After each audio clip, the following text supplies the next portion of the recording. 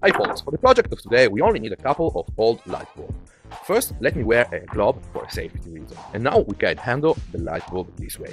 Let's take some sandpaper and we are ready to work our light bulb. But first, let me wear also a safety mask because we are going to produce a lot of glass dust and it's very dangerous. After 4 or 5 minutes we can already see that the light bulb is, I made a hole, a very precise hole.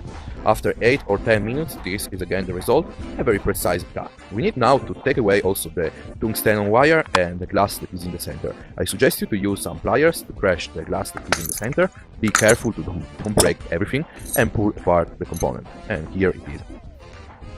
Now let's take another light bulb. This time we don't need to cut it in half, we just have to remove the bottom part from this light bulb and also from the one I showed you earlier. So same process on some sandpaper, and here it is. We find a hole, it is in the center, and inside this little hole we can place a screwdriver and break completely the glass, the black glass. Use some pliers to remove the remaining components, and here it is.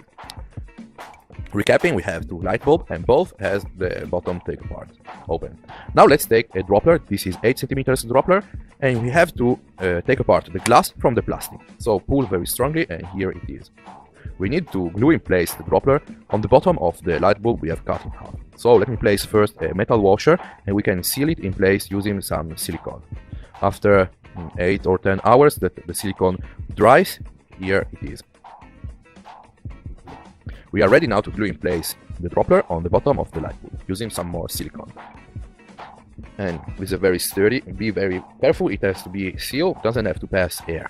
We take now a rubber gasket. This I took it apart from a beer cap, and using some super glue we can glue in place the rubber on top of the light bulb. This time I'm talking about the full light bulb, not the one we have cut in half. Let's take now some light bulb holder. We need to take it apart and we take the center of this light bulb holder. I'm talking just of this component, that is the one where we can screw inside the light bulb. The bottom part, we don't need it, so we can screw it away. We take another lamp holder and we do the same thing. And so we have got a couple of light bulb holder. With some scissors we can cut away the parts here and here, and this is again the result. Now using some metal wire I sew together the 2 light bulbs holder together, but you can use simple glue or silicone to do this thing. So recapping, here is how it works. We can insert the dropper inside the full, we have the pressure. The coffee maker I'm building, it works by the opposite force, it works by vacuum. So how to make a vacuum at home? We take a container, we drop some water inside and we place the container on a heat source, for example this fire. Once the water starts to boil, it becomes steam. If we let the container cool down, we do it very fast, for example stays in the bottom part of on the top lamp. I use a metal washer to keep in place the paper just by its weight. I made a structure and in a alcohol stove, and using some strong magnets I'm going to secure them on top of the metal pole that is on this structure. So I can connect the light bulb, but first let me put some water inside the full light bulb that is on the bottom. Let's see now how a simple coffee maker works. It works by pressure. So we have water in this part. Once the water starts to boil, becomes steam. So the steam pushes the water down. The only place where water can go is inside this little tube, inside the coffee, pass through the coffee and goes up. And finally we have the coffee ready to drink. So, as I told you, it works just by pressure. We have the water that becomes steam and we have the pressure.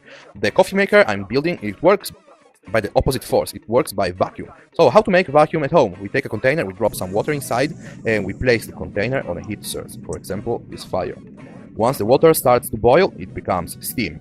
If we let the container cool down, we do it very fast, for example, from fire to ice, the thing is very spectacular and we have vacuum.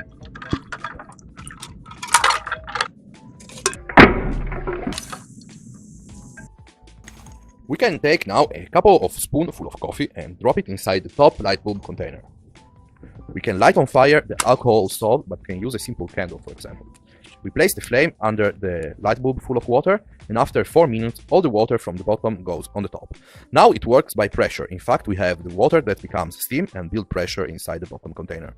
Later becomes vacuum. As you can see, water starts to mix with the coffee, and under the water continue to boil and becomes steam, and the steam continues. Yeah dude, this is great. It has a very strong taste and it smells very nice. So all depends on how much coffee we put on top and how long do we keep the water boiling down. I keep it boiling for about 7 minutes and this is very nice.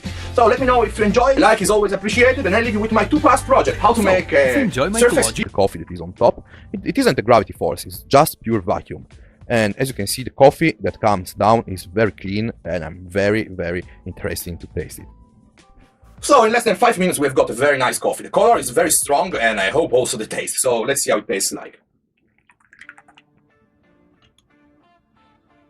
And we are ready to taste it. Yeah, dude, this is great. It has a very strong taste, and it smells very, very nice. So all depends on how much coffee we put on top and how long do we keep the water boiling down.